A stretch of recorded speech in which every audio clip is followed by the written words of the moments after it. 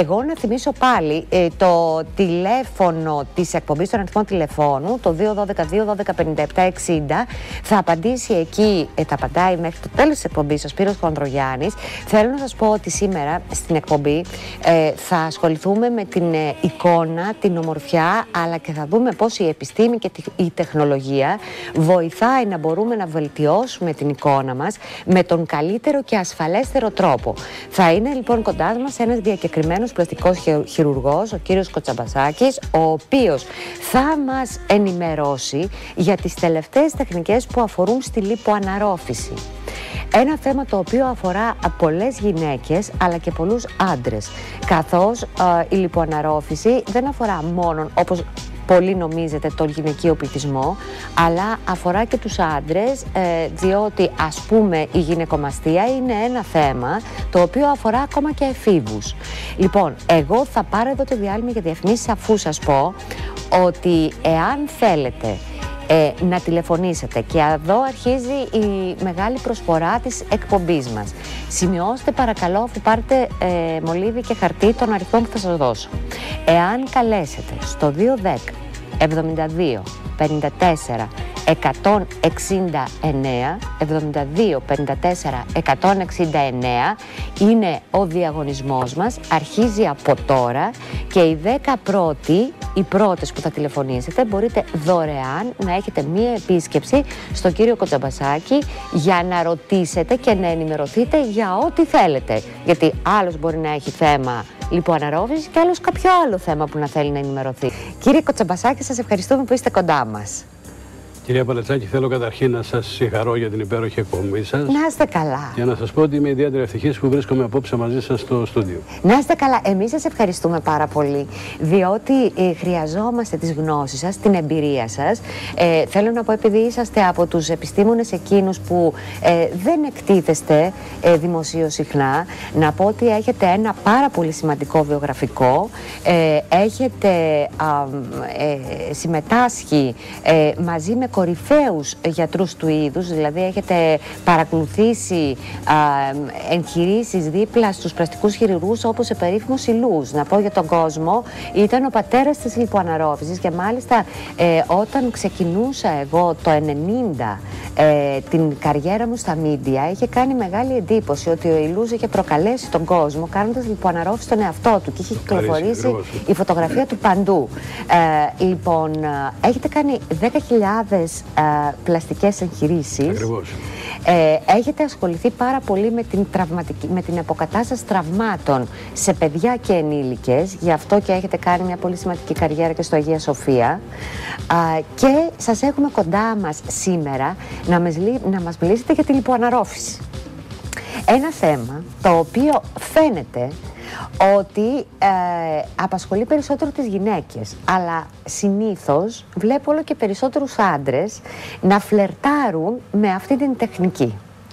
Λοιπόν, να θυμίσω ότι τρέχει ένας διαγωνισμός και σας ευχαριστούμε πάρα πολύ για την προσφορά σας καιρή που είναι.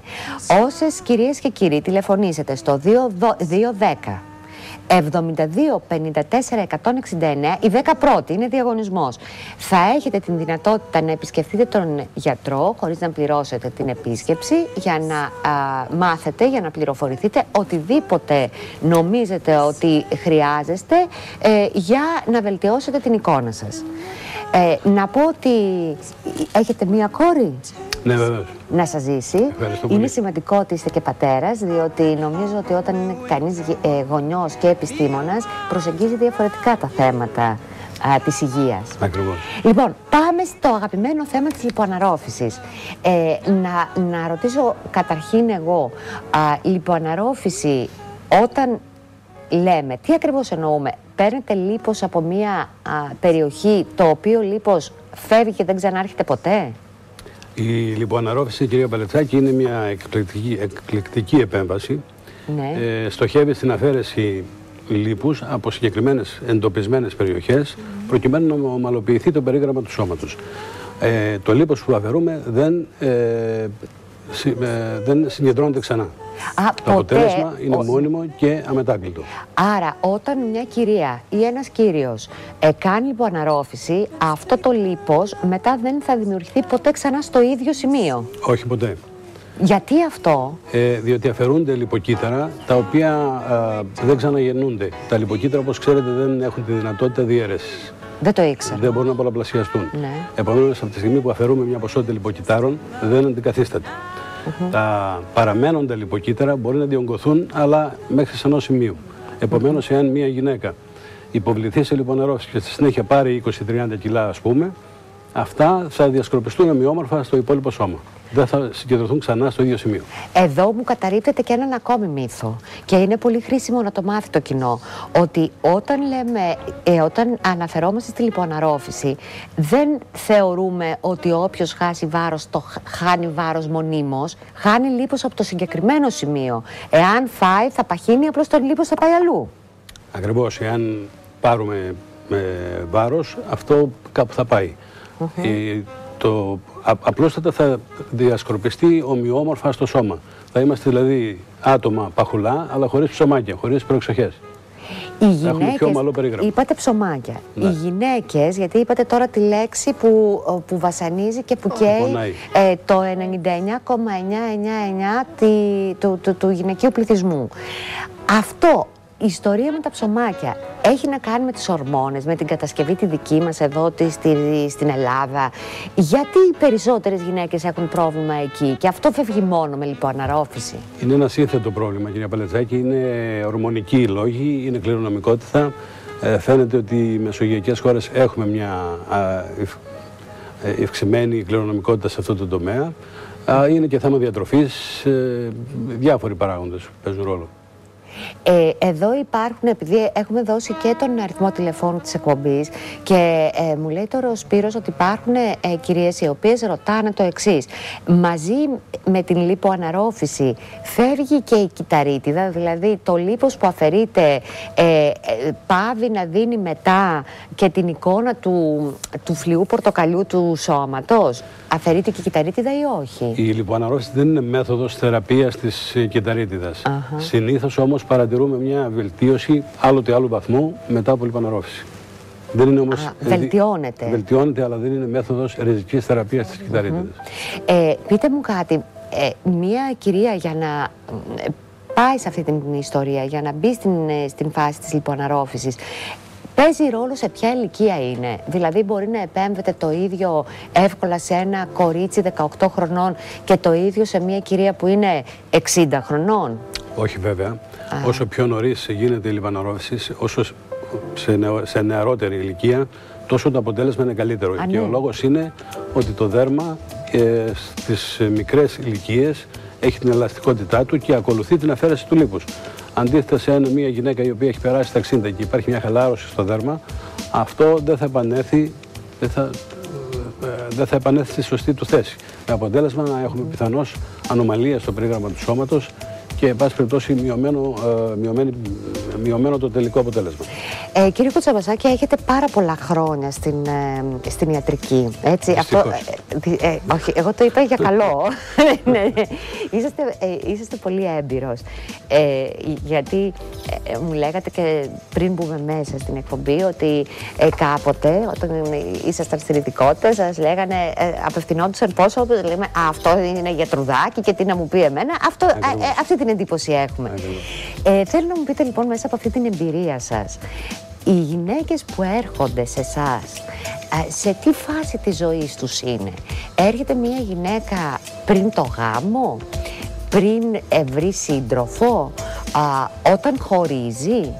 Έχετε παρακολουθήσει μέσα από την εμπειρία σας σχέσεις της φάσης της ζωής μιας γυναίκας και των επισκέψεων που κάνει σε εσάς, ή δεν παίζει ρόλο? Κυρία Παλετζάκη, χαίρομαι γιατί μου κάνετε μία ερώτηση αιχμής και μου δίνετε την ευκαιρία να δικαιολογήσω, εν πάση περιπτώσει να εξηγήσω ότι η κοσμητική, η αισθητική χειρουργική δεν είναι αστεία σαν ειδικότητα. Είναι μια ιατρική που λύνει τεράστια προβλήματα, πολλά κοινωνικά προβλήματα και πολλά ψυχολογικά κατάλοιπα. Συνήθως έρχονται άνθρωποι που υποφέρουν από δυσμορφία. Όταν έχετε, ας πούμε, την κόρη σας ή την αδελφή σας, η οποία έχει μία μύτη αετού, αντιλαμβάνεστε ότι θα αντιμετωπίσει οξύτατα κοινωνικά προβλήματα σε μια εποχή φοβερού ανταγωνισμού και φοβερών απαιτήσεων. Εάν είστε γυναίκα, γεννάτε, κάνετε 2 παιδάκια, πολύ ωραία, και ξαφνικά βλέπετε την κοιλιά σας να έχει μια τραγική χαλάρωση. Θα έχετε προβλήματα στη συζυγική σας σχέση, στην σεξουαλική σας ζωή, παντού. Κάποια στιγμή ομιγέννητο χωρίζετε.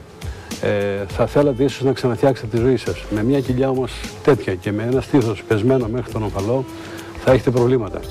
Αντιλαμβάνεστε λοιπόν ότι η ειδικότητά μου πραγματικά λύνει τεράστια ζητήματα, τεράστια προβλήματα.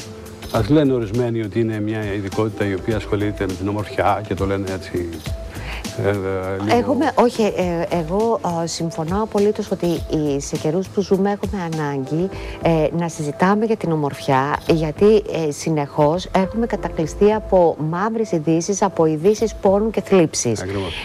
Ενώ λοιπόν είναι μερικοί που θεωρούν τέτοιες κουβέντες ότι έχουν μια ελαφράδα. Εμένα μου αρέσει να βάζουμε την ελαφράδα με ουσία στη ζωή μας όμως. Και προσπαθούμε να δίνουμε στο κοινό πληροφορίες, αλλά με την αίσθηση της ευθύνης. Και γι' αυτό οι επιστήμονες που φιλοξενούμε προσπαθούμε να είναι όσο το δυνατόν πιο έγκυροι γίνεται στον τομέα τους. Μου λέτε λοιπόν ότι μία εικόνα της μορφείας δημιουργεί προβλήματα και στην καθημερινότητα του ανθρώπου. Ακριβώς. Και αυτό, ξέρετε, με κάνει να σκεφτώ, εάν έρχονται άνθρωποι και σας λένε ότι θέλω να με φτιάξει σαν την τάδε που βλέπουν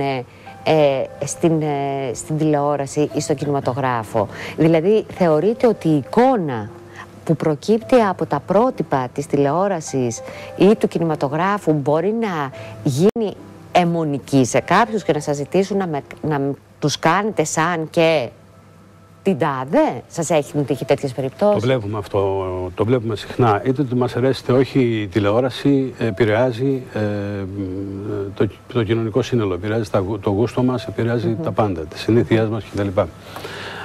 Δεν είναι όμως απορριπταίο αυτό. Το να μας ζητήσει μία γυναίκα να της φτιάξουμε μια μύτη σαν τη τάδε, μας βοηθά στο να κατανοήσουμε ακριβώς τι επιθυμεί, τι θέλει.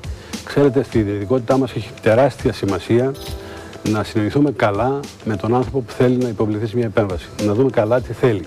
Το να μας φέρει λοιπόν μια εικόνα που μπορούμε να τη χρησιμοποιήσουμε σαν πρότυπο κατά κάποιο τρόπο, χωρίς να σημαίνει όμως αυτό ότι θα κάνουμε ένα πανομοιότυπο αποτέλεσμα, αλλά να έχουμε έναν οδηγό. Καταλαβαίνετε περίπου τη διάθεση του άλλου. Εδώ λοιπόν, επειδή δεν υπάρχει τίποτα πιο συγκεκριμένο από την εικόνα, ας μιλήσουμε με εικόνες, και εδώ ήδη βλέπουμε τις πρώτες φωτογραφίες που μας έχετε φέρει εσείς από την κατάσταση της κυρίας πριν την παρέμβαση την αισθητική. Να δούμε, βλέπουμε εδώ ακριβώς το μετά από πόσο διάστημα βλέπουμε αυτή τη διαφορά? Γιατί είναι πολύ έντονη διαφορά προς το καλύτερο. Οι περισσότερες φωτογραφίες, κυρία Παλαιτσάκη, είναι μετά από 3 μήνες μετά την επέμβαση. 3 μήνες μετά την επέμβαση. Επειδή λοιπόν η αναρρόφηση ολοκληρώνεται σαν διαδικασία περίπου στους 3 μήνες, οι πιο πολλές μεταγχειρητικές φωτογραφίες είναι παραμένες στο τρίμηνο. Να σας πω, ενώ θα συνεχίζουμε να βλέπουμε τις φωτογραφίες, μετά την επέμβαση πρέπει να υπάρχει χρόνος ανάρρωσης, πρέπει να μείνει η κυρία στο κρεβάτι, μπορεί να κάνει, δεν πρέπει να πιέζει το σώμα της, δεν πρέπει να αθλείται, πρέπει να προσέχει, τι πρέπει να κάνει? Η ανάρρωση είναι αρκετά απλή, θα έλεγα. Χρειάζεται παραμονή στο σπίτι 2 το πολύ 3 μέρες. Και μετά η γυναίκα μπορεί να εργαστεί. Εκείνο όμως που πρέπει να κάνει απαραίτητος είναι να φοράει ένα πιεστικό κορσέ για περίπου 40 μέρες.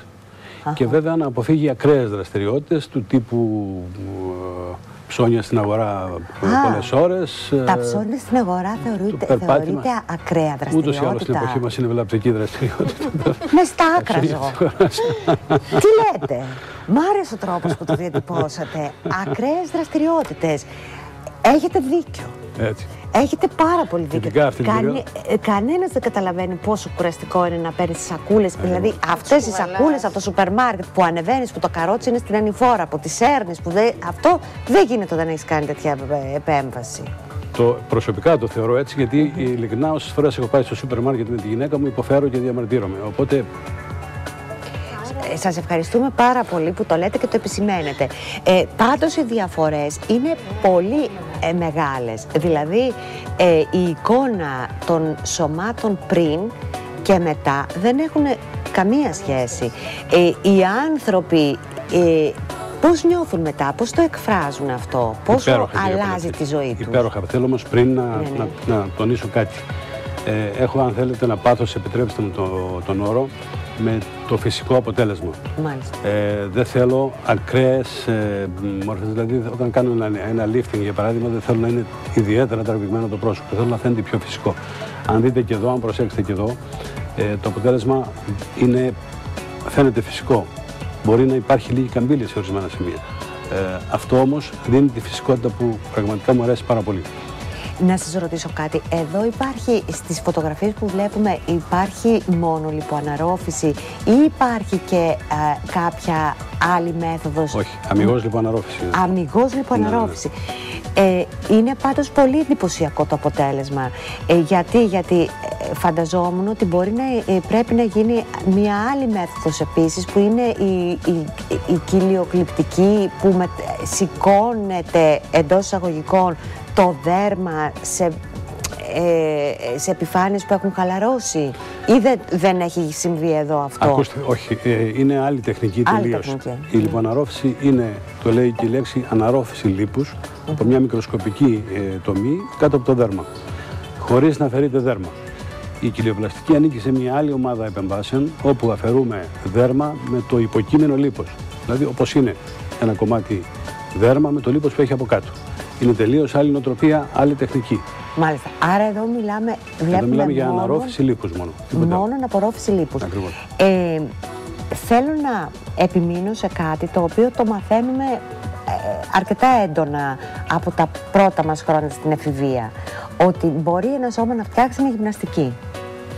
Εσείς θεωρείτε ότι αυτές οι εικόνες που βλέπουμε θα μπορούσαν να έχουν αλλάξει τη σωματοδομή τους εάν κάνανε γυμναστική σε αυτά τα σημεία? Χωρίς λιποαναρρόφηση? Χωρίς λιποαναρρόφηση. Όχι, κυρία Παλετζάκη. Η γυμναστική ουσιαστικά τι κάνει? Καταρχήν καταναλώνει θερμίδες. Ναι. Και άρα μειώνει την αναπόθεση λίπους. Για να το πετύχουμε όμως αυτό θα πρέπει να κάνουμε έντονη άσκηση και καθημερινά. Πράγμα που πιστεύω πως δεν είναι και τόσο εύκολο. Από την άλλη μεριά, η γυμναστική προκαλεί μια υπερτροφία στο μυϊκό σύστημα, το οποίο δυστυχώς στις γυναίκες είναι υποτυπώδες. Όσο και να προσπαθείτε δηλαδή, δεν πρόκειται εσείς να κάνετε ποτέ μειώνες και μειώδη μπράτσα. Θα έλεγα ότι είναι και αντιαισθητικό αυτό. Και είναι και άλλωστε αντιαισθητικό.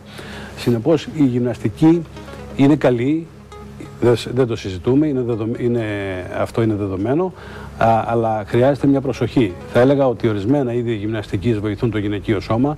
Αυτό είναι, ας πούμε, η κολύμβηση, είναι η αεροβική, όχι το μονόζυγο, όχι τα βάρη, όχι τα μηχανήματα. Μάλιστα. Εδώ να ξαναδώσω το τηλέφωνο του διαγωνισμού μας που τρέχει, διότι μπορεί να είσαστε τυχεροί και τυχερές αν τηλεφωνήσετε στο 210 72 54 169.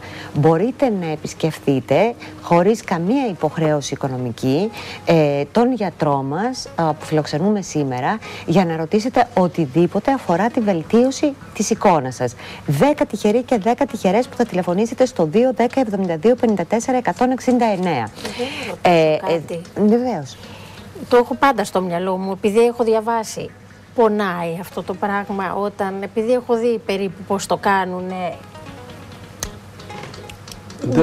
Δεν πονάει. Όχι, δεν πονάει. Θα έλεγα, αν υπάρχει μια ελάχιστη ενόχληση τις πρώτες ώρες, που και αυτή είναι ανεκτή συνήθως χωρίς παυσίπων. Οπότε... Την ώρα που γίνεται η πράξη, γίνεται ολική αναισθησία ή όχι? Εξαρτάται από την έκταση και τη θέση της λιποαναρροφήσεως. Αν είναι μια πλήρης λιποαναρρόφηση που αφορά τη μέση τις έξω επιφάνειες των μυρών, τα γόνατα και την κοιλιά, θέλει κατά κανόνα χρειάζεται γενική αναισθησία ή επισκληρίδιο. Πόσα κιλά λίπους μπορεί να αφαιρέσετε σε μια τέτοια εγχείρηση? Μπορούμε να αφαιρέσουμε ακίνδυνα μέχρι 5 λίτρα. 5 λίτρα. Αλλά προσέξτε, υπάρχει εδώ ένα λεπτό σημείο. Εκτός από τα 5 λίτρα που εμείς θα αφαιρέσουμε σε μια επέμβαση λιποαναρρόφησης, ο ίδιος ο οργανισμός θα απορροφήσει από μόνος του διπλάσια ποσότητα, δηλαδή άλλα 10 λίτρα. Αυτό οφείλεται στο γεγονός ότι με την εισαγωγή της κάνουλας και την αναρρόφηση που προκαλούμε εμείς, σπάζουν ορισμένα λιποκύτταρα, τα οποία στη συνέχεια ο οργανισμός θα αποδομεί και τα απορροφεί από μόνος του από τις συγκεκριμένες περιοχές. Ο πλαστικός χειρουργός λοιπόν θα πρέπει να υπολογίσει αυτό το φαινόμενο και να μην αφαιρέσει όλη την ποσότητα που φαίνεται ότι πρέπει να αφαιρεθεί, γιατί μετά θα έχουμε έλλειμμα πολύ μεγάλο. Ακριβώς. Να σας ρωτήσω, θέλω τόσο πολλά να σας ρωτήσω για αυτό το θέμα. Την λιποαναρρόφηση μπορούμε να την κάνουμε μόνο από τις περιοχές της κοιλιάς και των γλουτών, ή μπορεί να κάνετε λιποαναρρόφηση στα μπράτσα, στα γόνατα, στο λαιμό, Ακριβώς. στις γάμπες? Γίνεται? Τα είπατε, κύριε Παλαισταγιώτη, όλα. Αλήθεια. Μιλάμε για το λαιμό, ναι. Μιλάμε για τα μπράτσα, μιλάμε για τους μαστούς των ανδρών σε περιπτώσεις μεγάλων μαστών.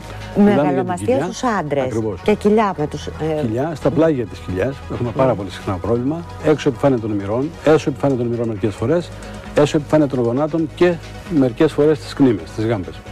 Και παντού δηλαδή γίνεται λιποαναρρόφηση? Σχεδόν παντού, ναι, σχεδόν.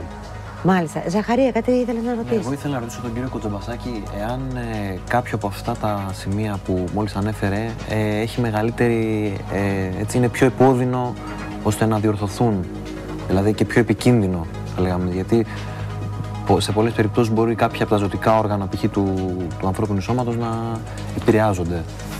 Ακούστε, η λιποαναρρόφηση είναι μια επέμβαση που γίνεται κάτω από το δέρμα και δεν υπησέρχεται στο εσωτερικό του οργανισμού, ούτε στο θώρακα ούτε στην κοιλιακή χώρα. Επομένως, δεν υπάρχει κίνδυνος. Δηλαδή, θα πρέπει να είναι πολύ άτσαλος ο χειρουργός, θα πρέπει να, είναι να συμπέσουν πολλές ατυχίες μαζί για να προκληθεί κάποια βλάβη.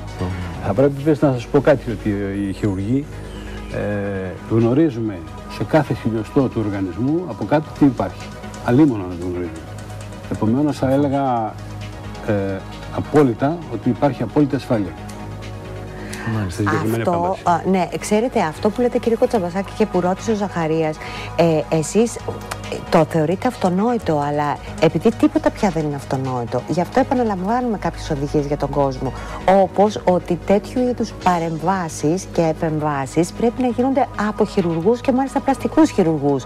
Γιατί έχουμε ακούσει, εγώ τουλάχιστον κατά τη διάρκεια των χρόνων της δουλειάς μου, έχουμε ακούσει πάρα πολλές καταγγελίες ανθρώπων που έχουν πάθει διάφορα, γιατί δεν απευθύνθηκαν σε πλαστικό χειρουργό, αλλά σε ανθρώπους οι οποίοι δεν ήταν γιατροί. Άρα επίσης δεν ξέρω εάν εσείς θα μας το πείτε, αν πρέπει να γίνεται σε νοσοκομείο ή και σε άλλους χώρους, αν είναι μια επέμβαση που θέλει νοσοκομιακή κάλυψη. Ποτέ δεν πρέπει να γίνεται αυτή η επέμβαση σε χώρους εκτός νοσοκομείων. Σε αυτό είμαι κάθετος. Για θέματα ασφαλείας, οι γιατροί τουλάχιστον δεν ρισκάρουμε, δεν πρέπει να ρισκάρουμε. Άρα πάντα σε νοσοκομείο. Πάντα σε νοσοκομείο ή σε ιδιωτική κλινική που έχει οργανωμένο χειρουργείο. Θα σας έλεγα το εξής, ότι είναι σαν, εφόσον υπάρχουν ειδικευμένοι γιατροί που κάνουν αυτή τη δουλειά, είναι σαν να θέλετε να πάτε να αγοράσετε κρέας από το μανάβι. Εφόσον υπάρχει ο ειδικός ο οποίος ασχολείται με αυτό το συγκεκριμένο θέμα, γνώμη μου είναι ότι θα πρέπει κανείς να πηγαίνει στον ειδικό. Είναι σίγουρο ότι θα έχει και θα εξασφαλισμένο ένα καλύτερο, ένα πιο σωστό αποτέλεσμα και πιο ασφαλές. Κύριε Κοτζαμπασάκη, αυτές τις εποχές που ζούμε, που βεβαίως γνωρίζετε τι συμβαίνει με την οικονομική κατάσταση στην οποία βρισκόμαστε όλοι, μία τέτοια επέμβαση είναι προσιτή για έναν άνθρωπο που ζει το 2012 και που θέλει να προσφέρει κάτι στον εαυτό του για να βελτιώσει την εικόνα του? Είναι ακόμα προσιτό, μπορεί να το συζητήσει? Είναι προσιτό, κυρία Παλετσάκη. Γνωρίζω πολύ καλά τους συναδέλφους μου πλαστικούς χειρουργούς. Είναι πολύ ευαισθητοποιημένοι με την οικονομική κατάσταση. Γνωρίζω ότι κάνουν πολύ καλές τιμές. Επίσης, κάνουμε όλοι κάποιες διευκολύνσεις, συνήθως με πιστωτικές κάρτες. Προσπαθούμε με κάθε τρόπο να διευκολύνουμε τον κόσμο. Συμβαδίζετε λοιπόν κι εσείς με την οικονομική κατάσταση στην οποία ζούμε όλοι μας. Μου κάνει εντύπωση ότι αναφέρεστε σε όλη την επιστημονική κοινότητα των πλαστικών χειρουργών και αυτό σημαίνει ότι νιώθετε εξαιρετικά ασφαλείς για αυτό που έχετε κάνει και χαίρομαι πάρα πολύ που σας φιλοξενούμε. Θα ήθελα να πω και να πληροφορήσω τον κόσμο ότι όσοι θέλουν να μάθουν περισσότερα για σας, έχετε κυκλοφορήσει ένα καταπληκτικό οδηγό αισθητικής πλαστικής χειρουργικής. Το γράψατε το πρώτο το 2009. Υπάρχει σε μορφή PDF στο διαδίκτυο. Μπορεί κάποιος να επισκεφτεί το site σας και να το δει και να ενημερωθεί και να διαβάσει. Εγώ θέλω να θυμίσω τον αριθμό τηλεφώνου, το 210 72 54 169, γιατί ο διαγωνισμός τρέχει. Μπορείτε να επισκεφτείτε τον κύριο Κοτσαμπασάκη. Είστε κριτικός και από ποιο μέρος? Από το Ρέθυμνο. Από το Ρέθυμνο, να δώσετε τα φιλιά μας στην Κρήτη. Λίγο πιο... Χάρηκα πάρα πολύ που σας φιλοξενήσαμε. Εδώ θα πρέπει να πάρω εγώ διαφημιστικό διάλειμμα και θα χαρούμε πάρα πολύ να σας ξαναέχουμε κοντά μας. Σας ευχαριστώ πολύ, κυρία Παλετζάκη. Είμαι στη διάθεσή σας όποτε με χρειαστείτε. Ναι, είστε καλά. Σας ευχαριστώ πάρα πολύ.